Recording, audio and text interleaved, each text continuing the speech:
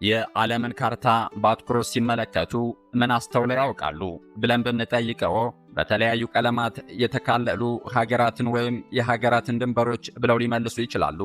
ልክ ብለዋል። ነገር ግን ከተፈጥሮ አንጻር መሬት ምንም አይነት ድንበር የላትም።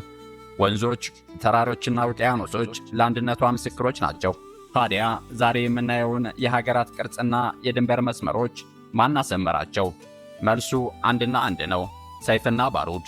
የዛሬውን የዓለም ካርታ የጂኦግራፊ ባለሙያዎች በብዕር የሳሉት ሳይሆን ጀግኖች በደማቸው የቀረጹት፣ በአጥንታቸው ያጸኑት የታሪክ ማህተም ነው። እንደ ምሳሌ ልዕለ ኃያሏን አሜሪካን ብንጠቅስ አሁን የያዘችው ቅርጽ እንዲኖራት ሚሊዮኖች ደማቸውን አፍሰዋል፣ ሕይወታቸውን ገብረዋል። ዛሬ ግን ስለዚህ ታላቅ አገር የጦርነት ድሎች ወይም ስለ ኒውዮርክ ሰማይ ጠቀስ ፎቆች ወይም ደግሞ ስለ ሆሊውድ አንጸባራቂ ታሪክ ላወራችሁ አይደለም። ዛሬ ልወስዳችሁ የወደድኩት ይህ ሁሉ የዘመናዊነት ጫጫታ ከመፈጠሩ በፊት አሜሪካ የምትባል አገር ከመመስረቷም ቀደም ብሎ በዚያች ምድር ላይ ተፈጥሮን በዜማ ወደሚያናግሩትና የእውነተኛ አሜሪካ ቀደምት ባለቤቶች ከሆኑት ወደ አንዱ ድንቅ ጎሳ ነው። የናቫሆ ጎሳዎች በመባል ይታወቃሉ።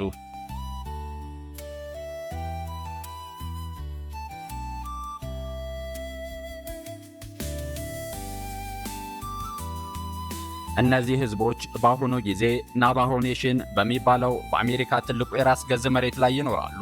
ይህ ሰፊ ግዛት በአሜሪካ ደቡብ ምዕራብ ክፍል የሚገኝ ሲሆን አሪዞና፣ ኒው ሜክሲኮ እና ዩታህ የተባሉ ግዛቶች በሚገናኙበት ፎር ኮርነርስ እየተባለ በሚጠራው ቀይ ድንጋያማና በረሃማ መሬት ላይ ነው።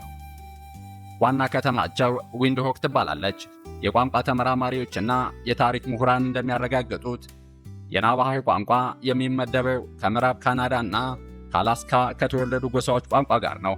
የናቫሆ ጎሳዎች ቅድመ አያቶቻቸው ከሰማይ በታች 3 የተለያዩ ዓለማትን ማለትም ጥቁር፣ ሰማያዊና ቢጫ ዓለማትን አልፈው አሁን ባሉበት 4ኛው ዓለም ላይ በቅዱሳን ተራሮች መካከል እንደተፈጠሩ ያምናሉ። በአካላዊ ቁመናቸውና በፊት ቅርጽ ወይም በቁንጅናቸው ናቫሆች ይበልጥ የሚመሳሰሉት ከምስራቅ ኤዥያ ህዝቦች በተለይም ከሞንጎሊያ፣ ከሳይቤሪያ እና ከቲቤት ማህበረሰቦች ጋር ነው። ይህ የሆነበት ምክንያት በበረዶ ዘመን የናቫሆች ቅድመ አያቶች በኤዥያና በአላስካ መካከል የነበረውን የበረዶ ድልድይ ተሻግረው ወደ አሜሪካ የገቡ በመሆናቸው ነው። ለዚህም ነው ልክ እንደ ኤዥያውያን ጥቅጥቅ ያለ ጥቁር ፀጉር፣ ሰፋ ያለ ጉንጮች፣ ጠይም ቆዳና ለየት ያሉ ማራኪ አይኖች አሏቸው።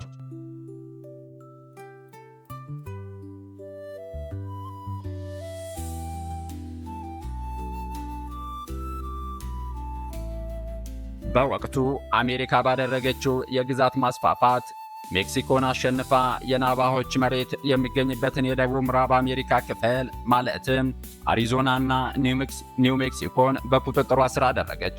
የአሜሪካ መንግስት ነጮች ሰፋሪዎችን ወደዚህ መሬት ማስገባት ሲጀምር ናቫሆች መሬታቸውን ላለመልቀቅ በመወሰናቸው በመካከላቸው ግጭት ተቀሰቀሰ። ከዚህም በተጨማሪ ለ10 ዓመታት በናቫሆችና በአካባቢው በነበሩ ሰፋሪዎች መካከል የጋራ የከብት ዘረፋና ሰዎችን አፍኖ በባርነት የመሸጥ ልማድ የነበረ ሲሆን አሜሪካ ይህንን ድርጊት በኃይል ለማስቆም መሞከሯ ውጥረቱን ይበልጥ አባባሰው። በመጨረሻም በ1861 ዓመተ ምህረት በአሜሪካ ወታደሮችና በናቫሆች መካከል በተደረገ የፈረስ እሽቅድድም ውድድር ላይ በተፈጠረ ማጭበርበርና አለመግባባት ወታደሮቹ በሰላማዊ ናቫሆች ላይ ተኩስ ከፍተው ሕፃናትና ሴቶችን ገደሉ። ይህ ክስተት ወደ እልህ አስጨራሽ ጦርነት መራቸው።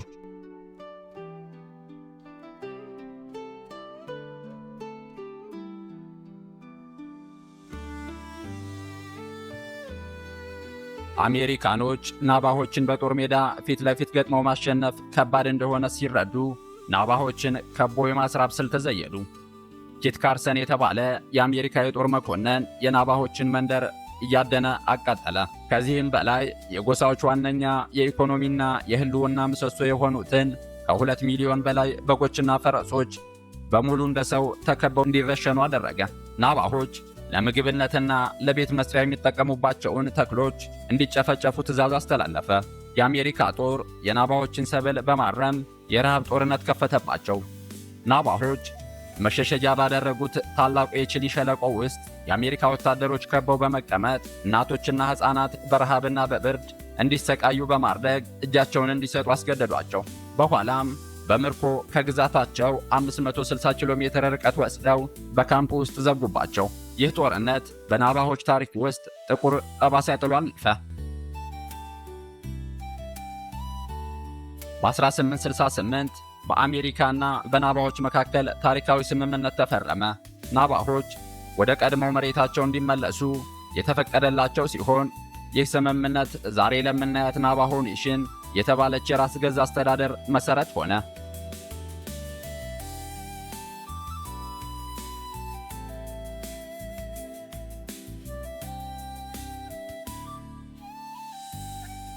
በአንድ ወቅት የአሜሪካ ጦር መሬታቸውን አቃጥሎ ከብቶቻቸውን ጨርሶና ቅድመ አያቶቻቸውን በረሃብና በብርድ ለሰቆቃ በዳረገባት በዚያችው ጨካኝ አገር ላይ የታሪክ አዙሪት ግን እጅግ የሚገርም ሆነ። ጊዜው ተለወጠ። አሜሪካ በሁለተኛው የዓለም ጦርነት ወቅት ከጃፓንና ከጀርመን ጋር በፓስፊክ ውቅያኖስ ላይ ስትዋጋ በታሪኳ አይታው የማታውቀው አስፈሪና ሊቀለበስ የማይችል ትልቅ የውርደት አፋፍ ላይ ወደቀች። አሜሪካ የምትላላከው እያንዳንዱ ወታደራዊ ምስጢርና የሬዲዮ መልእክት በሙሉ በጃፓን ምርጥ የኮድ ሰባሪ ሰላዮች በቀላሉ እየተጠለፈ መክሸፍ ጀመረ። በዚህም ምክንያት የአሜሪካ ወታደሮች የት አካባቢ እንደሚንቀሳቀሱ፣ የት ላይ ጥቃት እንደሚሰነዝሩ ጃፓኖች አስቀድመው ያውቁ ስለነበረ አሜሪካ በየጦር ግንባሩ ልጆቿን እየገበረችና ወደ ከባድ ውድመት ውስጥ እየገባች መጣች። የአሜሪካኖች የቴክኖሎጂ ፈጠራ በጃፓኖች ፊት ሞገስ ማግኘት አልችል ብሎ አገሪቱ መውጫ ጥታ በጨለማ ውስጥ ስትናወጥ ነበረ ፊሊፕ ጆንስተን የተባለ አንድ አሜሪካዊ ግለሰብ ወሳኝ ዘዴ የዘየደው።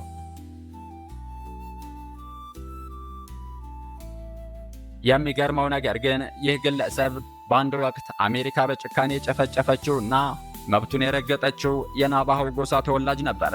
የናቫሆ ቋንቋ በዓለም ላይ ካሉ ቋንቋዎች ሁሉ እጅግ ውስብስብ፣ ፊደል የሌለውና ከራሳቸው አባላት ውጪ ማንም ሊገነዘበው የማይችለው ቋንቋ ነበረ። ከአሜሪካ የባህር ኃይል ወታደሮች ጋር በመተባበር 29 የናቫሆ ወጣቶች ተመርጠው ወደ ጦር ሰራዊቱ እንዲቀላቀሉ ተደረገ። እነዚህ ወጣቶች የናቫሆ ኮድ ተናጋሪዎች ወይም ናቫሆ ኮድ ቶከርስ በመባል ይታወቃሉ።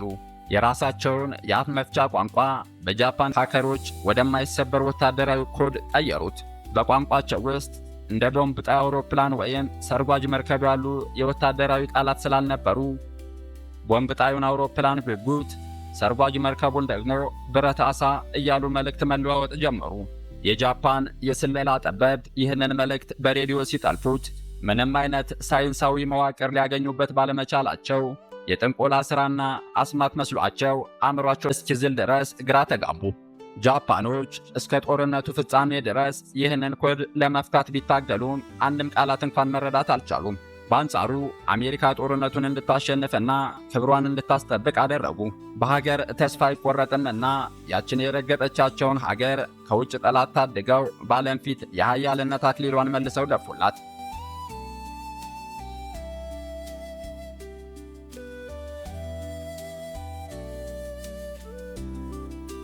የናቫሆ ሕዝቦች በባህላቸው ውስጥ ፈገግ የሚያሰኙና ማራኪ የሆኑ በርካታ ልማዶች አሏቸው።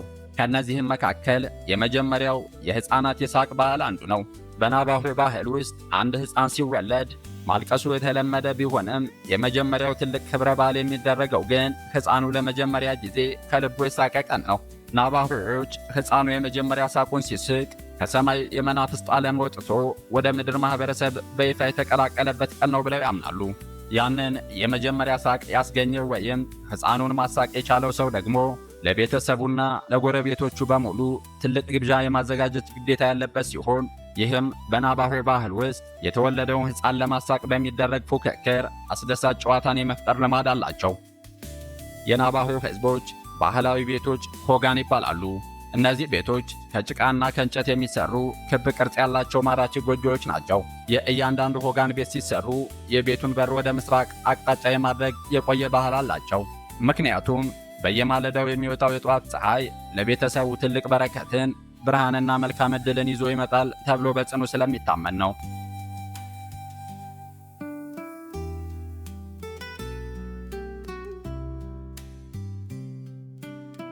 በናቫሆ ማህበረሰብ ውስጥ ትልቁ ስልጣንና ክብር የሚሰጠው ለሴቶች ወይም ለእናቶች ሲሆን ማህበረሰቡም በሴቶች የሚመራ ነው።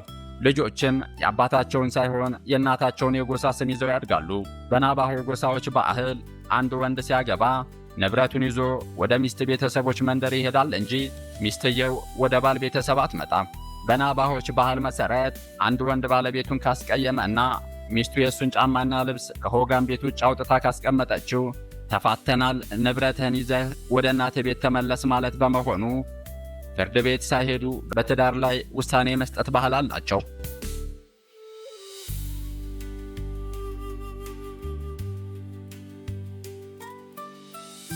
የናቫሆች ዋነኛና ተወዳጅ ባህላዊ ምግብ ፍራይ ብሬድ የተባለው በዘይት የሚጠበስ ቃጫ ቂጣ ነው።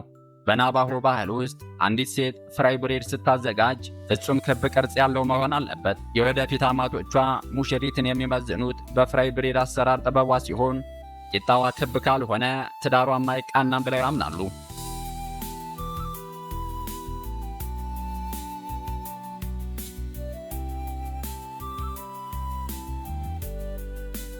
ከዚሁ በተጨማሪ ከሰማያዊ በቆሎ የሚሰራው ብሉ ኮርን ሙሽ፣ ገንፎና በፍራይ ብሬድ ላይ የበሬ ስጋ፣ ባቄላና አይብ ተደርድሮበት የሚቀርበው የህንድ ታኮ እጅግ ዝነኛ ምግባቸው ነው። ለናቫሆ ጎሳዎች በጎች፣ ከብቶችና ፈረሶች ተራ የቤት እንስሳት ሳይሆኑ የማህበረሰቡ ህልውና የሀብትና የመንፈሳዊ ባህል መሰረቶች ናቸው። በጎች ድርቅን የሚቋቋሙና የናቫሆ ቹሮ ዝርያ ይባላሉ። ፍየሎችም የዕለት ተዕለት የህይወት ዋስትናቸው ሲሆኑ ስጋቸውን ለምግብነት፣ ቆዳቸውን ደግሞ በዓለም ላይ ታዋቂ ለሆኑበት የናቫሆ ባህላዊ የምንጣፍ ሽመና ይጠቀሙበታል።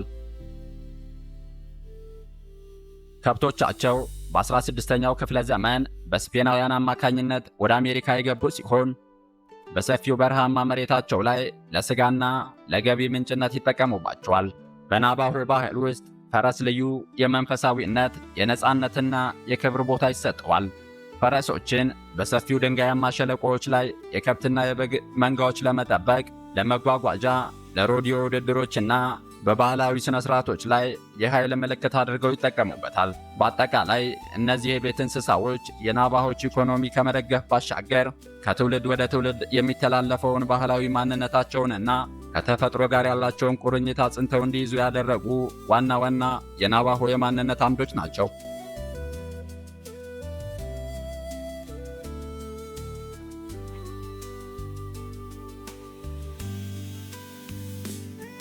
ዛሬ ላይ ናቫሆች ናቫሆ ኔሽን በተባለው ሰፊ ክልላቸው ውስጥ የራሳቸው መንግሥት፣ ፖሊስና ባንዲራ አላቸው።